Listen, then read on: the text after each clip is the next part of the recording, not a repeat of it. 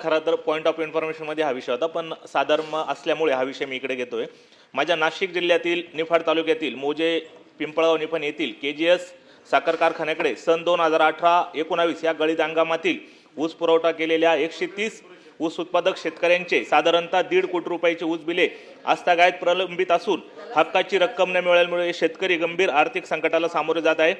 दरम्यान राष्ट्रीय साखर लवादाने आदेश केल्यानुसार 2025 मध्ये ग्रॅन्युअल्स कंपनी लासलगाव यांनी हा कारखाना विकत घेतलेला आहे सभापती महोदय. तरी राष्ट्रीय साखर लवादाने आदेशित केल्यानंतर पण साखर कारखान्याच्या प्रशासनाने या 2018-19 मधील ऊस उत्पादक शेतकऱ्यांची पेमेंट आस्थागायत दिलेली नाही. मी सहकार मंत्र्यांना आपल्या मार्फत विचारू इच्छितो की आपण सदर साखर कारखान्याला साखर आयुक्तांमार्फत काही आदेश देणार का? मंत्री महोदय. हो, देणार सर. आत्ताच मी सांगतो, त्यांचं कंप्लीट थकीत FRPची रक्कम व्याजासह वसूल करण्यात येते सांगितलंय. RRC द्वारे सदरची रक्कम वसूल केली जाते.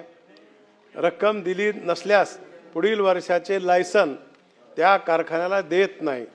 आणि राज्यामध्ये 40,000 कोटीपैकी 298 कोटी फक्त शिल्लक आहे. 99.26 कोटी या ठिकाणी पर्सेंटेजमध्ये FRP दिलेली आहे आणि राहिलेली आहे ती देखील आम्ही द्यायला भाग पडू. श्रीकांत भारती. हा प्रश्न खरंच खूप